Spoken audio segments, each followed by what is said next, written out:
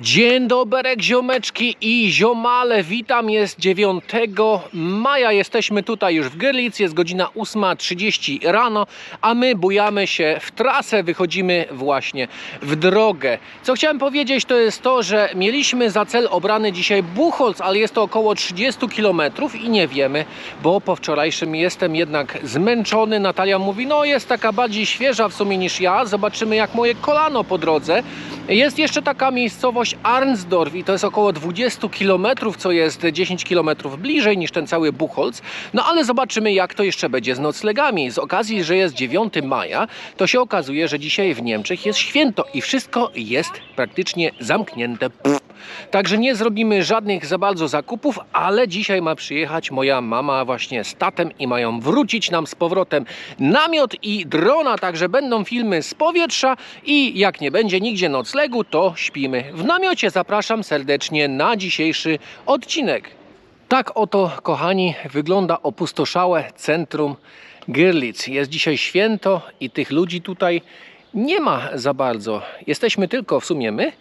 Jest jeszcze taka para tutaj na rowerze sobie jeżdżą. O, i gościu gdzieś tutaj z torbą przemknął. Cichy łowca. No tam jeszcze parę ludzi jest w oddali, ale w dni takie świąteczne nigdzie nie wychodzą, wszystko jest pozamykane i jest po prostu spokojnie. A my kierujemy się w tą stronę i idziemy na most pieszy, który właśnie łączy Görlitz ze Zgorzelcem i tam chcemy sobie zrobić jakąś fajną foteczkę, a później idziemy w trasę. Jest oto tutaj mój przewodnik, który już wie, dokąd idziemy. Natalia z okazji, że mieszkała w Niemczech, to już się wszędzie tu orientuje. Nawet jeżeli nazwa ulicy ma 40 liter w tym trudnym, drutokolczastym języku, to Natalia to odczyta. Nie, no ja też mówię po niemiecku. Szczerze mówiąc, te państwo, u których zostawaliśmy, bardzo fajnie się z nimi rozmawiało. We dwójkę dogadaliśmy się bardzo dobrze, bo jak mi brakowało jakiegoś słowa, to Natalia miała i odwrotnie. I dziękujemy Państwu za gościnę. Jesteśmy już, proszę Państwa, na moście pieszym. Po tej stronie jest Zgorzelec, jakie fajne w ogóle malowidło. A obracamy się przez rzekę. Tu mamy taką fajną restauracyjkę, oczywiście zamkniętą. I mamy katedrę. Ale to jest ładne, naprawdę. A mamy piękny dzionek. Sami zobaczcie w ogóle jakie jest niebo. Jest praktycznie kryształ niebieskie. No piękne. Dużo ludzi tak naprawdę nie ma, ale troszkę tam spaceruję. W sumie jest i tak 9 rano. Ale sam bym spacerował. No. Dzisiaj wstaliśmy po 6, żeby się zorganizować, zebrać i zobaczcie, porządku pilnuje niemiecka policja. Tutaj sobie, zobaczcie, grupa siedzi z 20 osób, piją piwko, jarają szlugi, no i nie ma problemu, że sobie piwkują pod drzewkiem. A co? Patrzcie, Niemcy atakują nas, z powietrza nas chcą wziąć. Lotnisko gdzieś tu w pobliżu jest i sobie chłopaki latają. A my weszliśmy na właściwą drogę. W końcu! Kręciliśmy się jak takie gówno w Przeręblu trochę, w tym Zgorzelcu, w Görlitz, przepraszam. Ale już jest znak i ciśniemy prosto. Zajadamy sobie w takiej drobnej przerwie rogaliki i zaraz się zbieramy w dalszą drogę. Ziomeczki, tragedia się stała. Rączka mi się tutaj urwała, ten plastik pęknął i mam tylko jeden tutaj teraz został. Coś trzeba będzie wymyśleć, bo tak iść raczej nie będę mógł. To co, szukamy jakiegoś miejsca, żeby sobie usiąść i będę patrzył. Reperować plecak. Tak, reperować plecak albo gdzieś kupić nowy trzeba będzie. Zrobiłem na razie taką prowizorkę z plecaka od Natalii. Tutaj odcięliśmy taką końcówkę, a ode mnie taki tutaj pasek, żeby zrobić taki węzeł pod spodem, żeby to trzymało ten plecak, żeby się automatycznie samo zaciągało. Teraz regulacji za bardzo nie ma, mam tylko regulację tu na pasku, bo ta w dole już tutaj się nic nie da zrobić, za bardzo wyregulować. To już jest tak zrobione na amen na razie i zobaczymy co dalej. Na razie idziemy w ten sposób, a później może jeszcze jakiś plecak sobie zakupię. Zobaczymy ile to wytrzyma. Patrzcie na jaką miejscóweczkę natknęliśmy się. Kibel na zewnątrz, a tutaj taka przyczepa, można powiedzieć, bo widać, że jest rejestracja, można sobie ją podczepić i można sobie całą chałupę gdzieś przeciągnąć. I to jeszcze pod drzewem. Jest i kuchnia, widzę, bo wystaje komin. Karmnik też dla ptaków się znajdzie. Także tu jest zakwaterowanie, nie wiadomo na ile osób. Ale piękne, bardzo fajnie. Taka cisza i spokój. A z drugiej strony mamy tutaj takie pola i widok. I w tamtą stronę jest Zgorzelec. Jesteśmy jakieś około 11 km z miejsca, z którego wyszliśmy. Zrobiliśmy sobie chwilową przerwę i po drodze spotkaliśmy takie dwie babeczki, dwie Niemki i one miały taki fajny przewodnik, gdzie był numer telefonu i musimy iść 3 km dalej. No mamy kilometr do spotkania z moimi rodzicami, którzy podwiozą nam graty i przywiozą mój stary plecak i postaramy się złożyć z tego plecaka starego i z tego nowego jeden plecak, żeby wszystko działało.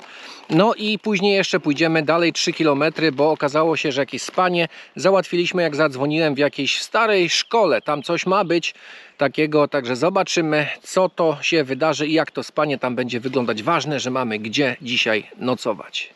Dobra, przyjechali ze sprzętem. Jest i dwa młotki. Mamy tutaj takie kombinerki, śrubokręty, jest i mój nóż. I co? Initujemy.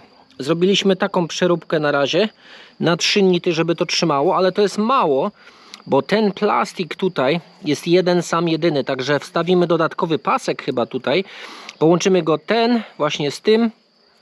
Tu dalej to będzie takie dodatkowe zabezpieczenie w razie co, jakby ten plastik puścił, nie? Coś tego trzeba takiego zrobić, bo myślałem, że wezmę tamten plecak, ale tamten plecak miał jedną sprzączkę tutaj zepsutą. No i nie opłaca się przestawiać dwóch sprzączek, jak można naprawić tylko jedno tonie, dlatego to naprawiamy i będzie to działać, już działa. Kochani, jesteśmy w miejscowości Buchholz. Wydarzyło się wiele rzeczy od momentu, jak zacząłem naprawiać plecak. A mianowicie, co się wydarzyło? Już była końcówka praktycznie samej naprawy i delikatnie w jednym momencie zszedł młotek i rozrypał się plastik trzymający w sumie całe to spoiwo, gdzie te paski są i tak dalej, i tak dalej. No i plecak finalnie już tam nie nadawał się do naprawy. Pomyślałem sobie, odetnę pasek tu, wstawię tu i tak dalej, i tak dalej. Zacząłem kombinować sobie.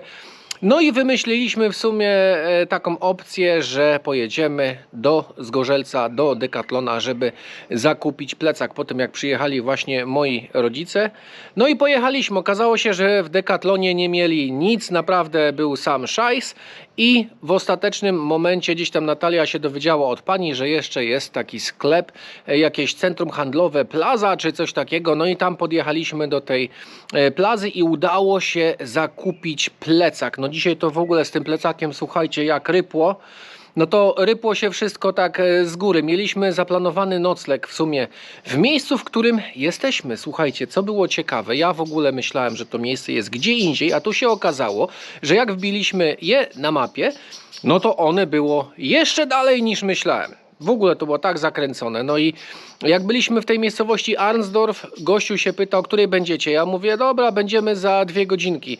No i wtedy ten problem tam z plecakiem, przyjechali rodzice, próbowaliśmy rozwiązać, nie dało się, pojechaliśmy kupić.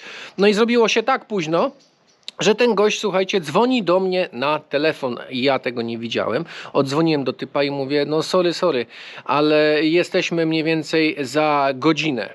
I co postanowiliśmy? Postanowiliśmy właśnie, że już nie wracamy do tej miejscowości Arnsdorf, gdzie byliśmy, bo byśmy tu za cholerę nie doszli do tego miejsca, gdzie jesteśmy.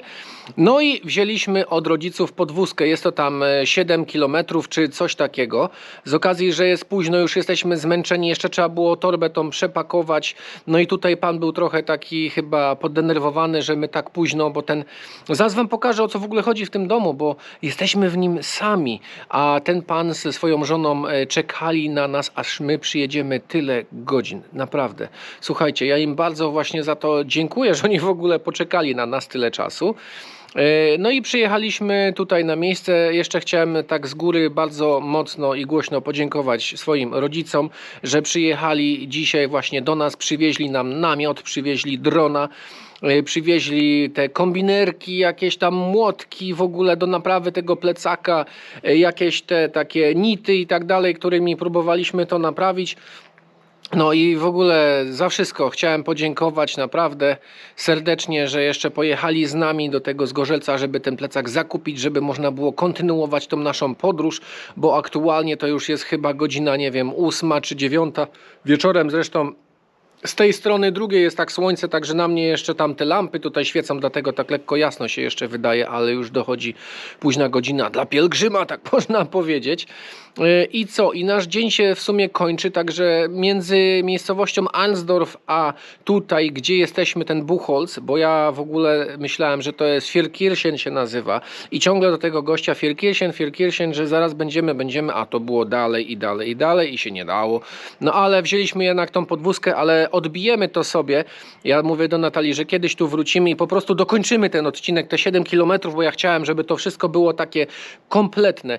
No z okazji, że byliśmy mega zmęczeni, to zdecydowaliśmy, że po prostu podjedziemy tutaj. I teraz przechodząc do konkretów, chciałem pokazać Wam ten dom pielgrzyma tutaj w Buchholz. Miejscówka nazywa się Stara Szkoła, Die Alte Schule, dokładnie. I teraz zapraszam, ze mną wchodzimy do środka, abyście mogli zobaczyć, jak wygląda miejsce dla pielgrzymów w Niemczech, w miejscowości Buchholz. Wchodzimy. Zapraszam więc ze mną przez główne drzwi. Najpierw co Wam chciałem pokazać, to pójdziemy w dół. Pokażę Wam, jak wyglądają łazienki. To jest ogromny dom, a jesteśmy w nim sami, kompletnie sami. Na dół schodzimy i mamy łazienki oddzielnie dla mężczyzn i dla kobiet. Tak wygląda łazienka dla mężczyzn. Jest jedna tutaj kabina z kiblem, no i jest jeszcze kabina prysznicowa. A w damskich zaglądamy, bo tu i tak nikogo nie ma. Jest jeden prysznic i dwie tutaj toalety właśnie z kiblami. I przechodzimy na górę. Od razu pogaszę sobie tutaj gdzieś światło. A to jest tutaj elegancko. I idziemy na górę. Naprawdę duża chata. Wjazd na chatę dla pielgrzymów. I może przejdziemy sobie do kuchni. Zobaczcie, jak wygląda kuchnia. Jest spora, dwie zmywarki. Jest i lodówka, w której mieszczą się różne rzeczy. Zobaczcie sami. Jest woda, jest mleko, jakieś masło, jest wino, jest piwo. Ja je sobie sam tutaj wsadziłem. Właśnie zaraz Wam też to opowiem. Jest i woda, która się chłodzi. I ten kącik tutaj, to jest kącik taki piwno-wodziany, bym powiedział. I teraz każdy z pielgrzymów, kto tu przychodzi, może sobie takie coś wziąć i później kładzie hajs w takie oto miejsce do środka. Ja już włożyłem hajs za 2 butelki wody i 1 piwo. 3 euro, bo tyle się płaci. 1 euro za piwo albo 1 euro za wodę. I to jest na taki kredyt zaufania. Idziemy sobie dalej, przechodzimy przez taki, ale się w głowę jeszcze rypłem, przez taki pokój, gdzie siedzi sobie Natalia, już popija herbatkę. Miejsce jest dla pielgrzymów, żeby posiedzieli sobie tutaj, podebatowali albo obejrzeli troszkę okna na świat. No i mamy też taki klimatyczny oto kominek. Wychodzimy sobie przez miejsce, które przyszliśmy, czyli tutaj wchodzimy dalej i mamy taką salkę. No, salka jest dosyć spora i tu pielgrzymi mogą sobie posiedzieć, pograć, coś mogą nawet i pośpiewać, bo jest tutaj pianino. Mogą się dobrze tutaj i fajnie czuć. O, jaki głośnik.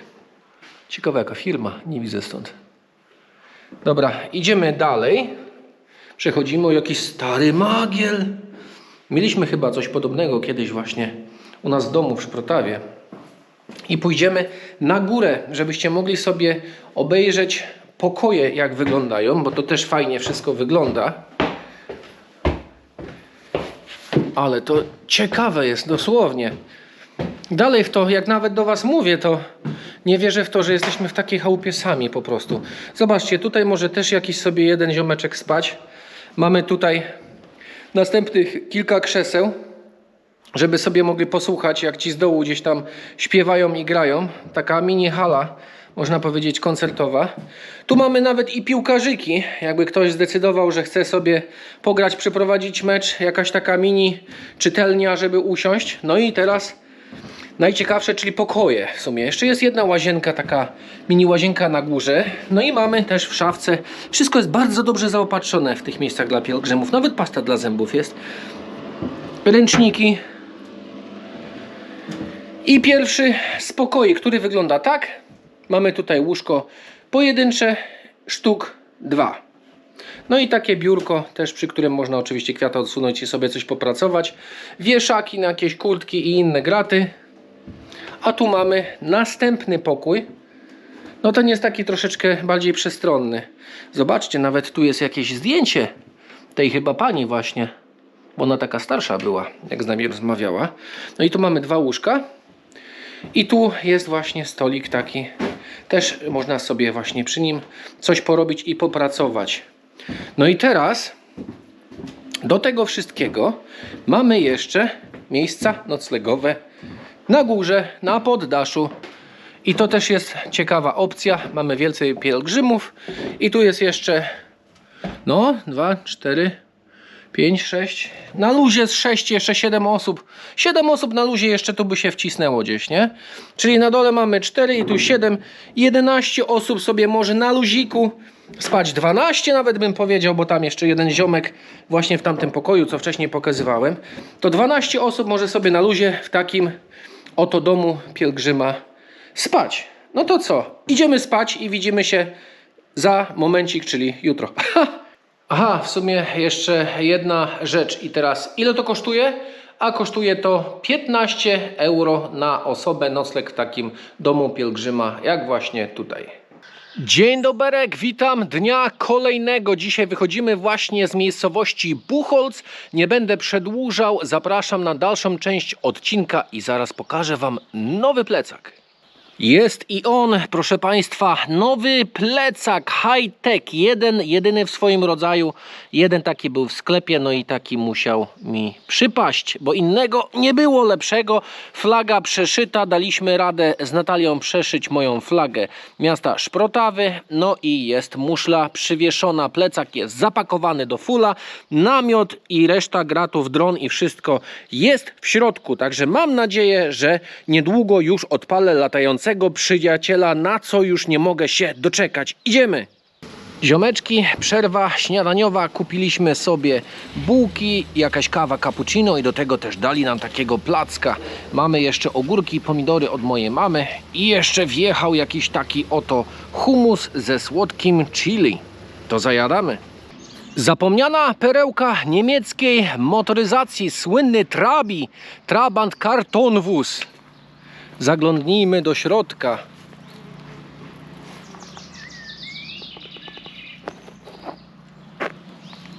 Wygląda na nową sztukę. Jeszcze nie używany. Jakie klimatyczne, leśne przejście przez taki mostek nad wodą.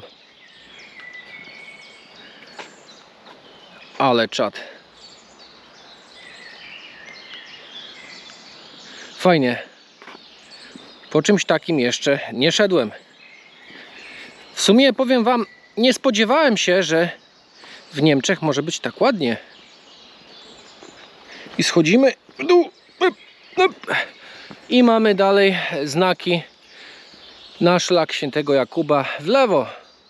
Klimat w tym lesie jest mega zarąbisty i spytamy się jeszcze mojego człowieka o zdanie.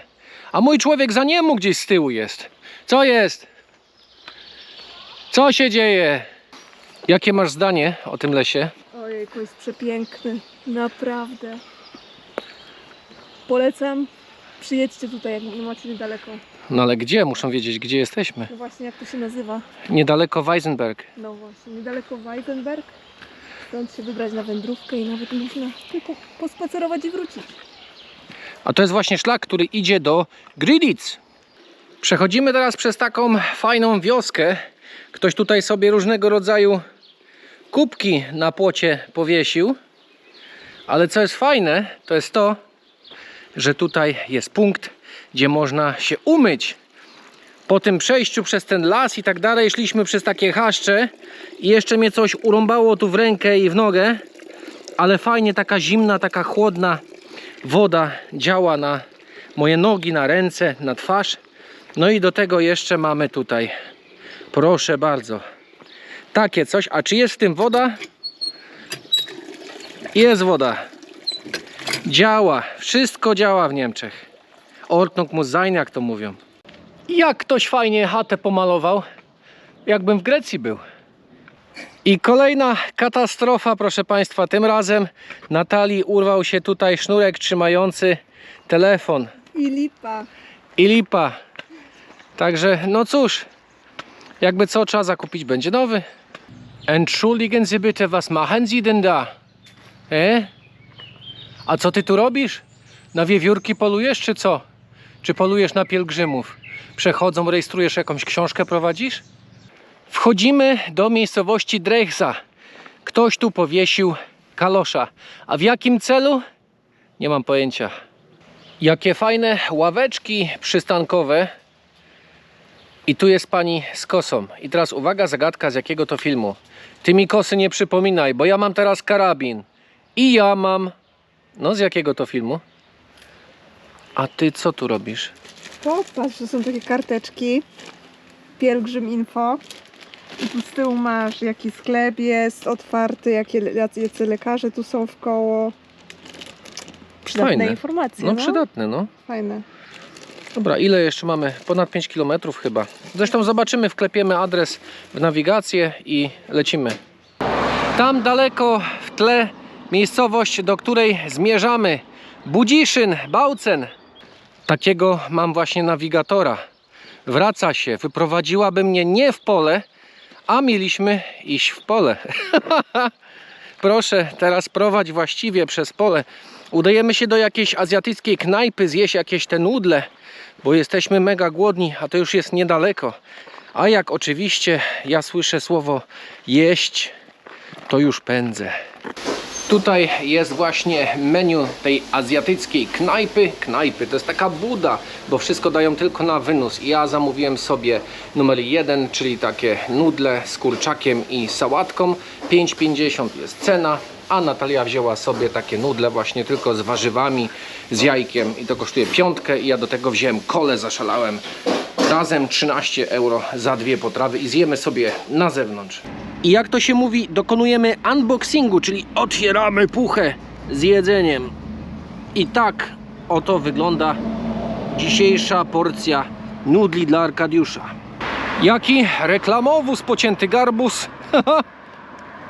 Patrzcie. Nie, to nie jest garbus, to jest Citroen, przepraszam. Pomyłka francuska. Kochani, czas odpalić latającego przyjaciela tutaj w Bautzen i zrobić kilka ujęć próbnych z powietrza. Dzisiaj tylko próbnych, bo spieszymy się na nocleg i nie ma za wiele czasu, ale jest dron i będzie się działo.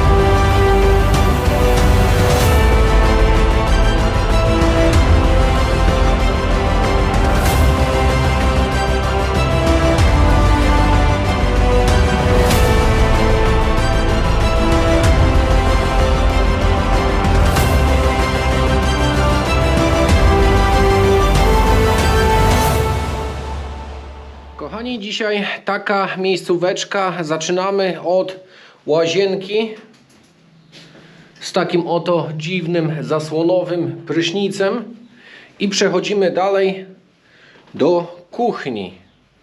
Taka nieduża kuchnia, nie? I do tego jest pokój, są 3 łóżka, a tutaj jedno z nich jest takie piętrowe. Fajna miejscóweczka. Można sobie tutaj zrobić kawkę, coś ugotować. No i w lodówce też coś tam się znajdzie. No i standardowo, jeżeli coś tam wykorzystacie, to zawsze dajecie więcej hajsu do tego. Gadałem z takim jednym Niemcem i on mi powiedział, właśnie, co mi powiedział, już wam mówię. A więc gadałem z takim jednym Niemcem i pytałem się go, ile panie tutaj powinno dawać się hajsu na osobę w takich właśnie pielgrzymich miejscówkach. Jeżeli nie jest określone z góry, to ile dajemy hajsu. I on mówi, dychu na osobę euro jest wystarczające. No i oczywiście plus to, co wykorzystamy, co tutaj wypijemy tam, czy zjemy z tego, co jest w tym domu pielgrzymim, że tak powiem. To by było dzisiaj na tyle. Kończymy odcinek. Zapraszam na następne i widzimy się już niebawem. Trzymajcie się, na razie, ciao!